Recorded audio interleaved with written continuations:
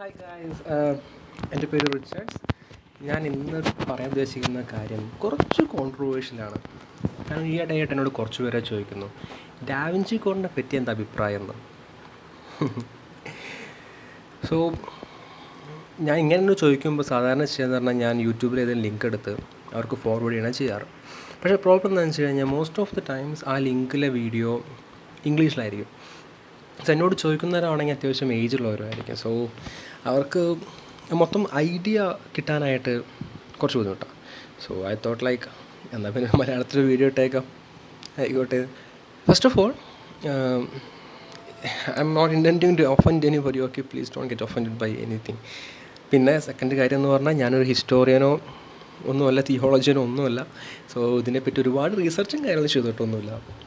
പിന്നെ എൻ്റെ ഒരുപാട് ഡോക്യുമെൻറ്റ്സ് വായിക്കും, ആർട്ടിക്കിൾസ് വായിക്കും, ചെറുപറ വീഡിയോസ് കാണും. അപ്പോൾ അതിനൊക്കെയുള്ളൊരു കോമൺ നോളജ് വെച്ച് ഓർമ്മയും വെച്ചിട്ട് പറയാണ്. തെറ്റാണെങ്കിൽ ക്ഷമിക്കണം, തെറ്റാണെങ്കിൽ തിരുത്തണം. എനിവേ, ഡാൻ ബ്രൗണിൻ്റെ ഡാവിഞ്ചി കോഡ് എന്ന് പറഞ്ഞ പുസ്തകം, നോവൽ എത്രത്തോളം റിയലാണ്, അത് പറയുന്ന കാര്യങ്ങൾ എത്രത്തോളം വാലിഡാണ് എന്നുള്ള കാര്യത്തിൽ എന്നുള്ളതാണ് ഞാൻ അഡ്രസ്സ് ഉദ്ദേശിക്കുന്നത്. നൗ എത്രത്തോളം വാലിഡ് ആണെന്ന് ചോദിച്ചു കഴിഞ്ഞാൽ I would say most of it is fiction. Da Vinci code എന്ന് പറഞ്ഞ പുസ്തകത്തിൽ പറയുന്ന കുറേ പേരുകളുണ്ട്.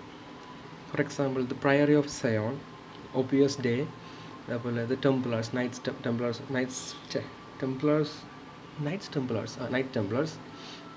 മെറിവിഞ്ചിൻ്റെ ആസിറ്റി, സെൻക്ലെയേഴ്സ്, അതുപോലെ തന്നെ Rosslyn Chapel, the Rose Line, അങ്ങനെ ഒരുപാട് കാര്യങ്ങൾ. സോ ഇതൊക്കെ റിയലാണ്. ഈ പറയുന്ന വേർഡ്സ്, ഈ പറയുന്ന നെയിംസും കാര്യങ്ങളും ഹിസ്റ്റോറിക്കലി കുറച്ചൊക്കെ ഇമ്പോർട്ടൻസ് ഉള്ളതാണ്. എന്നാൽ ഡാവിഞ്ചി കോഡ് പറയുന്ന പോലെയല്ല ആക്ച്വലി. ഓക്കെ, ഡാവിഞ്ചി കോഡ് എന്ന് പറഞ്ഞ കൺസെപ്റ്റ് പറയുന്നത് Jesus is married to Mary Magdalene. മഗ്ദലിനും അറിയാം, അത് മേരി മാഗ്ഡലിൻ എന്ന് പറഞ്ഞ സ്ത്രീയായിട്ട് ജീസസ് കല്യാണം കഴിച്ചിട്ടുണ്ട്. അവർക്കൊരു കുഞ്ഞുണ്ട്. ആ കുഞ്ഞിൻ്റെ പേര് സേറോ, ഹീബ്രുവിൽ ദ പ്രിൻസസ് എന്ന് പറയും. ഇതാണ് ഡിവൻചി കോഡ് എന്ന് പറഞ്ഞ പുസ്തകത്തിൽ ഡാൻ ബ്രൗൺ അഡ്രസ്സ് ചെയ്യുന്ന സ്റ്റോറി. ഇതിനെ ചുറ്റിപ്പറ്റി തുടർന്ന് വരുന്ന ഒരുപാട് കൺസ്പിരസി തിയറീസ് ഉണ്ട്. It's nice to follow them, but it's എത്രത്തോളം ട്രൂ ആണ്, എത്രത്തോളം ഫോൾസ് ആണ് നമ്മളെപ്പോഴും അറിഞ്ഞിരിക്കണമല്ലോ. നോ, ഈ ഒരു കൺസെപ്റ്റ് ആക്ച്വലി തുടങ്ങുന്നത് ഈ ഒരു കൺസെപ്റ്റ്, ഈ ജീസസ് ഈസ് മാരീഡ് എന്ന കൺസെപ്റ്റ് ഒരുപാട് മുന്നേ ഉള്ളതാണ്. ഡാൻ ബ്രൗൺ എന്ന് പറഞ്ഞ വ്യക്തി ഈ ഒരു സ്റ്റോറി എഴുതുന്നതിനേക്കാളും ഒരുപാട് മുന്നേ ഉള്ളൊരു കൺസെപ്റ്റാണിത്. അൻറ്റിൽ AD 325 വരെയൊക്കെ ആ ഒരു കൺസെപ്റ്റ് വളരെ പ്രോമിനൻ്റ് ആയിരുന്നു. അതിനുശേഷം പിന്നീടത് ചർച്ച് തന്നെ അത് ചവിട്ടി താഴ്ത്തി എന്ന് പറയാം. അത് കഴിഞ്ഞ് പിന്നെ ഒരു 1985 Richard Leo something like the എന്നൊരു വ്യക്തി ഒരു വേറെ പുസ്തകം എഴുതിയിരുന്നു, the holy blood, the holy grail എന്ന് പറഞ്ഞ. ആ പുസ്തകം കുറച്ചും കൂടി ഹിസ്റ്റോറിക്കലി ആക്യുറേറ്റ് ആണ്, unlike Dan Brown's book. Anyway, basic story ഇതാണ്. ഇതെല്ലാം ഒറിജിനേറ്റ് ചെയ്യാൻ കാരണം എന്താണെന്ന് വെച്ച് കഴിഞ്ഞാൽ ഇൻ 1945 ഒരു കാലം 1945 ഞാൻ തോന്നുന്നു, പറഞ്ഞല്ലോ I M not a historian, so numbers and names might go wrong, so please correct me if there is some mistakes in my videos. So in 1945 ഒരു ഈജിപ്തിലെ നാഗമാഡ എന്ന് പറഞ്ഞൊരു സ്ഥലത്ത് വെച്ച് ഒരു എക്സ്കവേഷനിൽ കുറച്ച് ഡോക്യുമെൻറ്റ്സ് കിട്ടി. റിയലി ഓൾഡ് ഡോക്യുമെൻറ്റ്സ്, ഒരു 2000 years നിയർലി ഏജുള്ള ഡോക്യുമെൻറ്റ്സ് കിട്ടി. ഇവിടെ നിന്നാണ് ആക്ച്വലി ഈ ഒരു കൺസെപ്റ്റ് മോഡേൺ വേൾഡിലോട്ട് റീഇൻട്രൊഡ്യൂസ് ചെയ്യുന്നത്. ഈ കണ്ടുപിടിച്ച ഡോക്യുമെൻറ്റ്സ് എന്താണെന്ന് വെച്ചാൽ ദേ ആർ ദ ഗോസ്പെൽസ്. അത് കനോണിക്കൽ ബൈബിൾ, അത് കറൻ്റ്ലി നമ്മൾ വായിക്കുന്ന ബൈബിളിൽ ഇൻക്ലൂഡ് ചെയ്യാത്ത കുറച്ച് ഡോക്യുമെൻറ്റ്സ് ഉണ്ട്. Gospels of Philip, gospels of Thomas and gospels of Mary Magdalene, അറിയാത്തിൻ്റെ ഗോസ്പെൽസ്. ഈ ഗോസ്പെൽസ് നോർമൽ ഗോസ്പെൽസിനേക്കാളും വളരെ അൺഓർത്തഡോക്സ് ആണ്. കാരണം കുറച്ചും കൂടി ഇൻസൈറ്റ് തരുന്നൊരു ഡോക്യുമെൻറ്റ്സ് ആയിട്ടാണ് ഹിസ്റ്ററി ഡിപ്പിക്റ്റ് ചെയ്യുന്നത്. ഈ ഡോക്യുമെൻറ്റ്സിൻ്റെ പേര് ഗോസ്റ്റിക് നോക്സ്റ്റിക് ഗോസ്പെൽസ് എന്നാണ്. ഞാൻ സ്പെല്ലിംഗ് വീഡിയോ ഇടാം. ഈ ഡോക്യുമെൻറ്റ്സിൽ ഫിലിപ്പ് എഴുതുന്നത് Jesus and Mary Magdalene was very close. ഈ മേരി മാഗ്ഡലിൻ ആയിരുന്നു ജീസസിൻ്റെ ഏറ്റവും ഫേവറേറ്റ് ആയിട്ടുള്ള disciple. And also others are jealous. ബാക്കിയുള്ള ശിഷ്യന്മാരെ മേരി മാഗ്ഡലിനോട് ഒരുമാതിരി വല്ലാത്തൊരു ജലസി ഉണ്ടായിരുന്നു എന്നാണ് പറയുന്നത്. ഓൾസോ ആ സെയിം റൈറ്റിങ്സിൽ തന്നെ ഫിലിപ്പ് പറയുന്നുണ്ട്, Jesus often use to kiss Mary എന്ന് പറയുന്നുണ്ട്. കിസ് മേരി ഓൺ ദ കഴിഞ്ഞിട്ട് ബ്ലാങ്ക് ആണ്. ആ ഭാഗത്ത് പാരസിലെ ഒരു ഹോളാണ്. സോ അവിടത്തുള്ള വാക്ക് എന്താണെന്ന് നമുക്കറിയത്തില്ല. സോ ആ ഇമാജിനേഷൻ ആണ് പോലെ. അപ്പോൾ എന്തുവേണ്ടി നമുക്കവിടെ ഫിറ്റ് ചെയ്യാവുന്ന രീതിക്ക് ഇവിടെ നിന്നാണ് ആക്ച്വലി ഈ ഒരു കൺസെപ്റ്റ് റീഇൻട്രൊഡ്യൂസ് ചെയ്യുന്നത് മോഡേൺ വേൾഡിൽ. ഓൾഡർ ഏൻഷ്യൻ ടൈംസിൽ ഈ ഒരു കൺസെപ്റ്റ് ആക്ച്വലി നോൺ ആണ്. പക്ഷേ ഡിഫറൻസ് എന്താണെന്ന് വെച്ച് കഴിഞ്ഞാൽ ഈ ഒരു കൺസെപ്റ്റ് ഒളിവിലോട്ട് പോകാൻ റീസൺ എന്ന് വെച്ച് കഴിഞ്ഞാൽ നമ്മുടെ ചർച്ച് തന്നെയാണ്. കാരണം ചർച്ച് സ്റ്റഡീസ് അല്ലെങ്കിൽ ഇപ്പോൾ കറൻ്റ്ലി ഉള്ള ബൈബിളിലുള്ള ഗോസ്പെൽസ് ഡിപ്പിക്റ്റ് ചെയ്യുന്നത് ജീസസ് എന്ന് പറഞ്ഞ വ്യക്തിയെ അറിയണമെങ്കിൽ you have to go through church വഴിയാണ് അറിയുക എന്നുള്ളതാണ് ജനറൽ കൺസെപ്റ്റ്. ഈ ഗ്നോസ്റ്റിക് ഗോസ്പെൽസ് പറയുന്നത് ചർച്ച് എന്ന് പറഞ്ഞൊരു അതോറിറ്റിയോ ഒരു ഓർഗനൈസേഷൻ്റെ ആവശ്യമില്ല. You can find Jesus with him. അത് ജീസസ് എന്ന് പറഞ്ഞ വ്യക്തിയെ യു ക്യാൻ നമുക്ക് സ്വന്തം കണ്ടുപിടിക്കാം എന്നുള്ളൊരു കൺസെപ്റ്റാണ് അവർ ഇൻട്രൊഡ്യൂസ് ചെയ്യുന്നത്. അതുപോലെ തന്നെ ആ നോസ്റ്റിക്കായിട്ട് വരുന്ന ഗോസ്പെൽസിലെ ഫീമെയിൽ മെയിൽ അതോറിറ്റി വളരെ ഈക്വലാണ്. എന്നാൽ ആൾട്ടർനേറ്റീവായിട്ട് എടുക്കുന്ന കറൻ്റ്ലി യൂസ് ചെയ്യുന്നതിൽ അങ്ങനെയല്ല. Female are consider to be just below. Men are suppose to be the religious leaders and everything. Anyway, ഇതായിരുന്നു അഗ്നോസ്റ്റിക് ഗോസ്പെൽസ് ഇൻട്രൊഡ്യൂസ് ചെയ്യുന്ന ഐഡിയാസ്. ഈ ഒരു കൺസെപ്റ്റ് ജനറലി പബ്ലിക്കായി വന്നു തുടങ്ങിയപ്പോൾ ചർച്ചിൻ്റെ അതോറിറ്റി കുറഞ്ഞു തുടങ്ങി. സോ ബൈ 325 AD നമ്മുടെ എംപറർ കോൺസ്റ്റൻറ്റീൻ ആൻഡ് പുള്ളിക്കാരൻ്റെ ബിഷപ്പ് ഇസൂബിയസ് എന്ന് തോന്നുന്നു, അവർ ദ കൗൺസിൽ ഓഫ് നൈസീൻ എന്ന് തോന്നുന്നു ഒരു കൗൺസിലുണ്ടായിരുന്നു. അവിടെ വെച്ചിട്ടാണ് ആക്ച്വലി ഈ ഒരു ഹിസ്റ്ററി പറയുന്നത് അവിടെ ഒരു സെൻസർഷിപ്പോ ക്ലാസിഫിക്കേഷനോ നടന്നിട്ടില്ല എന്നാണ്. പക്ഷേ അതിന് ശേഷമാണ് ഈ ഒരു ഗോസ്പെൽസ് എന്ന് പറഞ്ഞ സംഭവം, ഈ ഗോസ്റ്റിക് ഗോസ്പെൽസ് എന്താ പറയുക ഫേഡ് ഔട്ട് ആയി തുടങ്ങിയത്.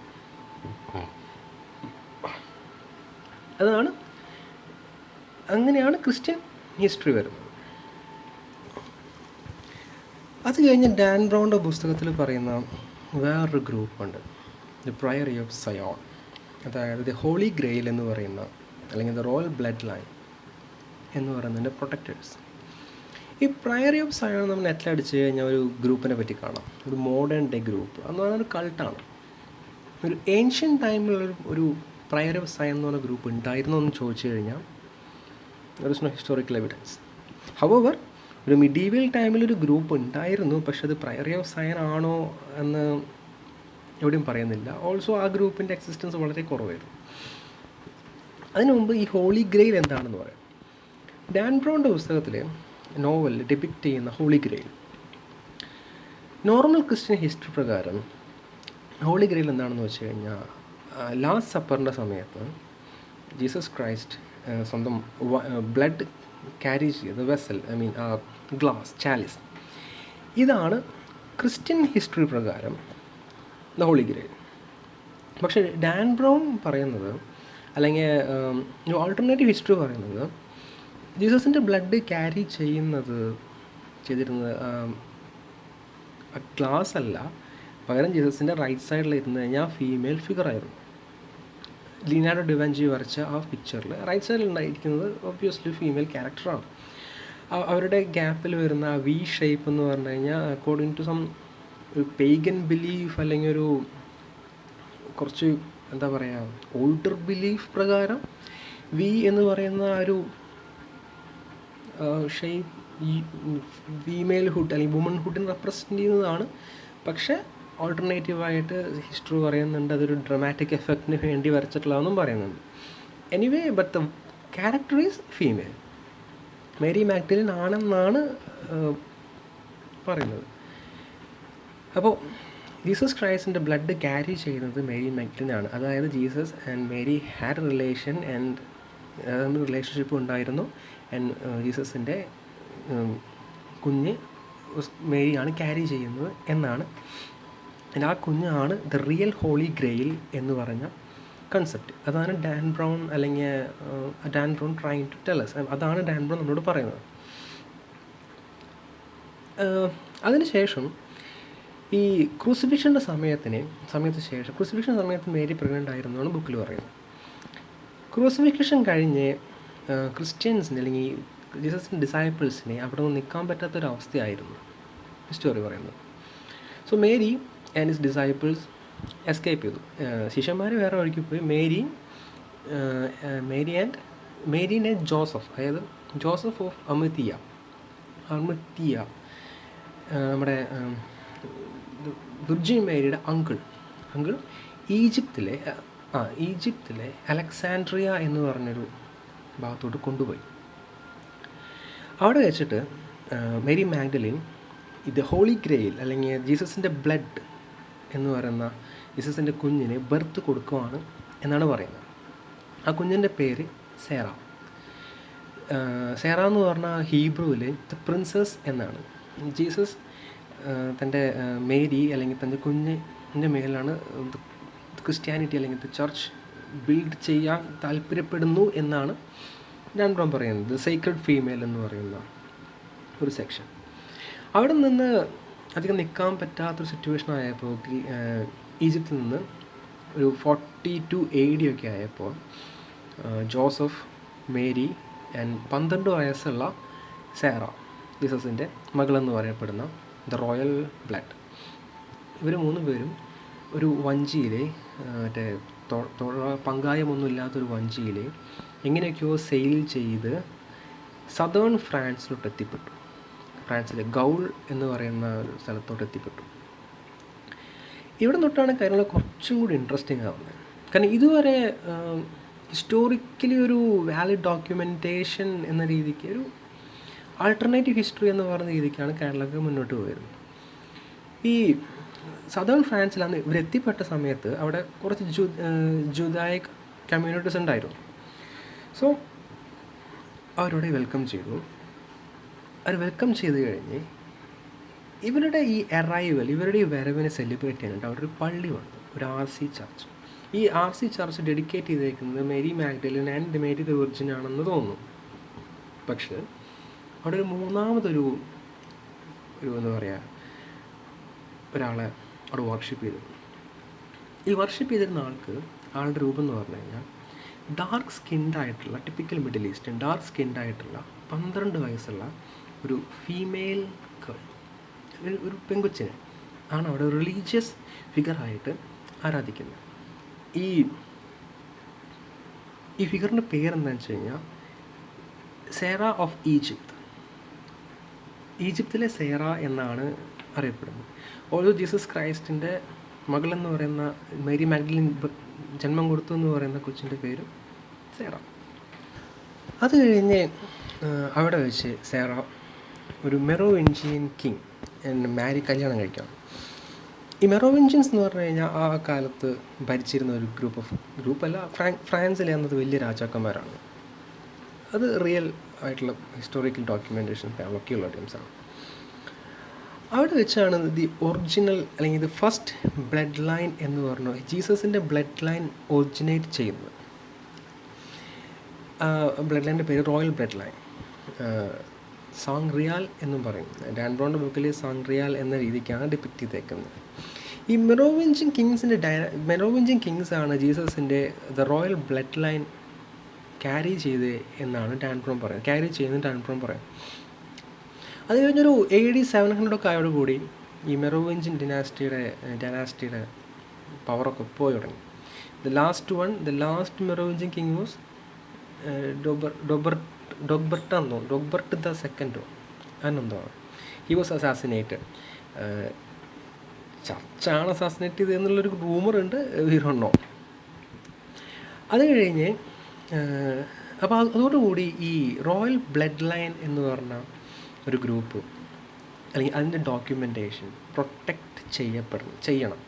ഇല്ലെങ്കിൽ ആ ഡോക്യുമെൻറ്റ്സ് എല്ലാം ചർച്ച് ഇല്ലാതാക്കും. കാരണം ചർച്ചിന് റൈവലായിട്ടുള്ളൊരു കൺസെപ്റ്റാണ് Jesus as a kid, Jesus had a kid and royal blood line എന്നൊക്കെ പറയുമ്പോൾ ചർച്ചിന് ഡയറക്റ്റ് ഒപ്പോണൻസ് ആണ്. സോ അത് ഡിസ്ട്രോയ് ചെയ്യുക എന്ന രീതിക്ക് കുറേ ക്യാമ്പയിൻസ് തുടങ്ങി. The search of holy grail എന്നൊക്കെ പറഞ്ഞു. ഈ അതിന് എഗെയിൻസ്റ്റായിട്ട് ഈ ഡോക്യുമെൻറ്റ്സൊക്കെ നമ്മളൊക്കെ പ്രൊട്ടക്റ്റ് ചെയ്യാൻ വേണ്ടിയിട്ട്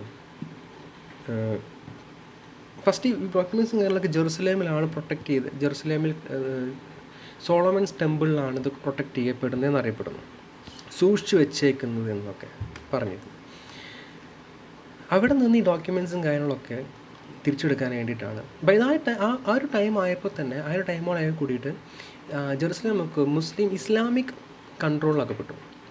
അപ്പോൾ അവരുടെ ഇടയിൽ നിന്ന് ഈ വക ഡോക്യുമെൻറ്റ്സും കാര്യങ്ങളൊക്കെ തിരിച്ചെടുക്കാനും ജെറുസലേം ഹോളി സിറ്റി തിരിച്ചു പിടിക്കാനും വേണ്ടിയിട്ടാണ് എംപറർ കോൺസ്റ്റൻറ്റൈൻ ഒക്കെ കൂടി ദ ഫസ്റ്റ് ക്രൂസൈഡ്സ് തുടങ്ങുന്നത്.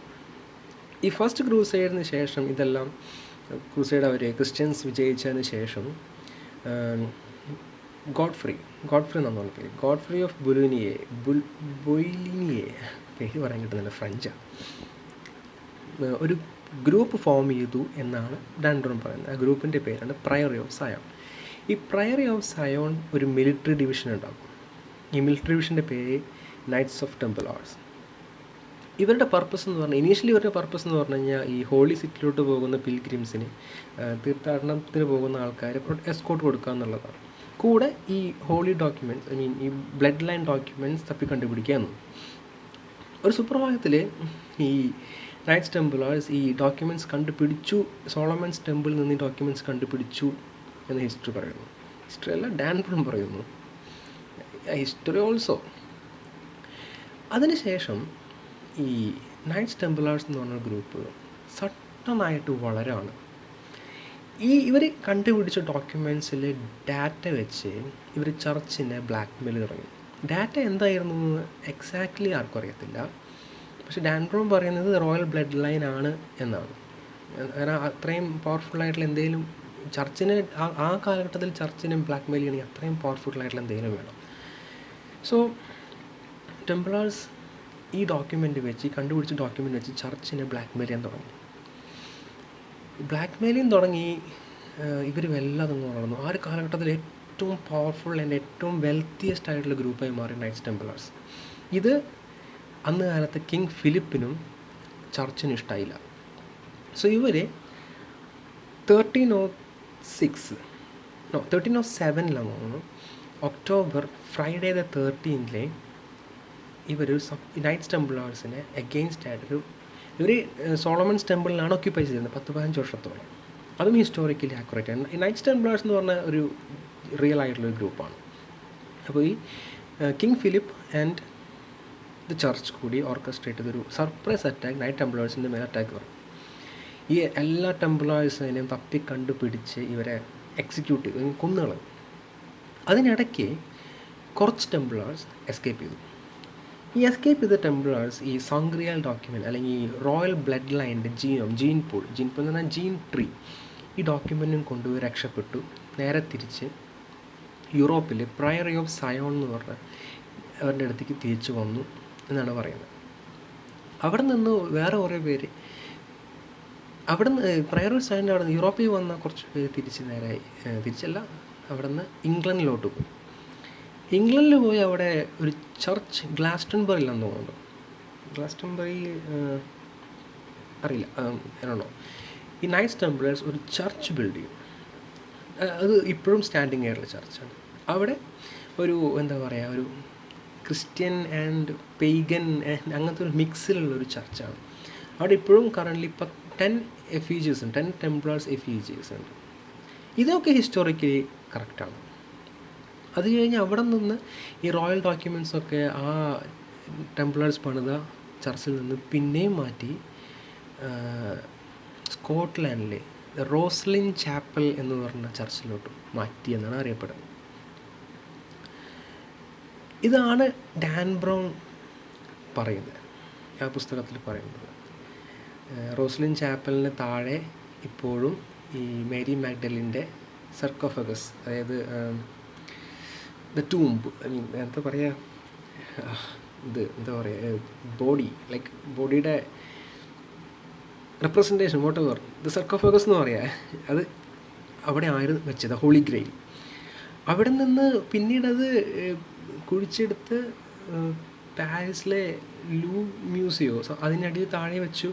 ആ മ്യൂസിയം പിരമിഡിനെ റെപ്രസെൻ്റ് ചെയ്യുന്നതാണ്. സോ ഈജിപ്തിലാണ് ബ്ലഡ് ലൈൻ സ്റ്റാർട്ട് ചെയ്തത്, ഐ മീൻ സേറ ജനിച്ച്, അതിൻ്റെ പേരിൽ ഈ ഒരു എന്താ ഈജിപ്ത് ഐ മീൻ പിരമിഡ് ഷേപ്പിൽ പണിതു എന്നൊക്കെയാണ് ഡാൻ ബ്രൗൺ പറയുന്നത്. എന്നൊക്കെയാണ് ആ സംഭവം വരുന്നത്. ഇതിലൊന്നും ഹിസ്റ്റോറിക്കൽ അക്കൗണ്ട്സ് ഇല്ല. ഇതിലാകെ കൂടി അക്കൗണ്ട്സ് ഉള്ളത് നൈറ്റ്സ് ടെംപ്ലാർസ്, ദ ക്രൂസൈഡ്സ്, അതുപോലെ അങ്ങനത്തെ കുറച്ച് കാര്യങ്ങൾക്കേ ഉള്ളൂ. പിന്നെ ഈ പ്രയറി ഓഫ് സയോൺ എന്ന് പറഞ്ഞ ഗ്രൂപ്പും ഹിസ്റ്റോറിക്കലി ഇറ്റ്സ് നോട്ട് വാലിഡ്, പ്രൂഫൊന്നുമില്ല. പിന്നെ ഈ Leonardo da Vinci, Isaac Newton, Victor Hugo, ഇവരൊക്കെ ഈ പ്രയറി ഓഫ് പ്രയറി ഓഫ് സിയോണിൻ്റെ മെമ്പേഴ്സ് ആയിരുന്നു എന്ന് പറയുന്നു. ലിനാർഡോ ഡിവഞ്ചിയുടെ കാലത്തിലൊക്കെ ഈ ഒരു കൺസെപ്റ്റ്, ഇങ്ങനെ ജീസസ് ക്രൈസ്റ്റിനൊരു കുഞ്ഞുള്ള കൺസെപ്റ്റ് പുറത്തു പറഞ്ഞു കഴിഞ്ഞാൽ ഓൺ ദ സ്പോട്ട് എക്സിക്യൂഷനാണ്. അതുകൊണ്ട് പുള്ളിക്കാരൻ ആൾക്കറിയാവുന്ന സീക്രട്സൊക്കെ ആളുടെ പെയിൻറ്റിങ്സിൽ വരച്ചു. അതാണ് ഈ ലാസ്റ്റ് സപ്പറിൻ്റെ പെയിൻറ്റിങ്, ഡാവിഞ്ചി കോഡ് സിനിമയിൽ കാണിക്കുന്ന പെയിൻറ്റിങ്. അത് കഴിഞ്ഞാൽ ദ ഏഞ്ചൽ യൂറിയൽ മേരി മാഗ്ഡലിനെ വാൺ ചെയ്യുന്നൊരു പിക്ചറുണ്ട്, മഡോൺ ഓഫ് റോക്സ് എന്ന് പറഞ്ഞ പിക്ചർ ഇതിലൊക്കെ ഡിപ്പിക്റ്റ് ചെയ്യുന്നത് എന്ന് പറയുന്നത് ഡാൻ ബ്രൗൺ. ഇതൊക്കെ കറക്റ്റാണോ എന്ന് ചോദിച്ചു കഴിഞ്ഞാൽ ഇറ്റ്സ് നോട്ട് റോങ്, തെറ്റല്ല, എന്നാൽ കറക്റ്റാണോ അറിയണോ. പിന്നെ ആ ഒരു കാലഘട്ടത്തിലെ സിറ്റുവേഷൻസും വെച്ച്, ആ ഒരു സമയത്തിലെ അവസ്ഥയും ഒക്കെ വെച്ച് നോക്കുമ്പോൾ ഹിസ്റ്റോറിക്കലി ചോദിക്കുവാണെന്നുണ്ടെങ്കിൽ, ഇതിനൊക്കെ ചാൻസ് ഉണ്ടോ എന്ന് ചോദിക്കുവാണെങ്കിൽ it's possible, it's not impossible. നടക്കില്ല എന്നല്ല, ചാൻസ് ഉള്ളൊരു കാര്യമാണ്. ഇതാണ് ഡാൻ ബ്രൗണിൻ്റെ പുസ്തകത്തിൽ പുള്ളിക്കാരൻ പറയുന്ന കാര്യം. ഓൾസോ ആൾട്ടർനേറ്റ് ഹിസ്റ്ററിയിലും പറയുന്ന കാര്യം. ഇതാണ് ഡാവിഞ്ചി കോഡിൻ്റെ ബാക്കിലുള്ള ആക്ച്വൽ സ്റ്റോറി, ആക്ച്വൽ കഥ. ഒരുപാട് ആക്ച്വലി പറയുകയാണെങ്കിൽ ഒരുപാട് കാര്യങ്ങൾ പറഞ്ഞിട്ടുണ്ട്. 2000 കൊല്ലത്തെ ഹിസ്റ്ററി പറയാനുണ്ട്. ഞാൻ വളരെ ഷോർട്ടായിട്ട് എത്രത്തോളം ചെറുതാക്കാൻ പറ്റും എത്രത്തോളം ചെറുതായി പറഞ്ഞതാണ്. ഒരുപാട് ടോപ്പിക്സ് ഞാൻ സ്കിപ്പ് ചെയ്തിട്ടുണ്ട്, ഒരുപാട് സംഭവങ്ങൾ ഞാൻ മിസ് ചെയ്തിട്ടുണ്ട്. സോ ഇതിനെപ്പറ്റി കൂടുതൽ അറിയണമെന്നുണ്ടെങ്കിൽ do put a comment below and thank U.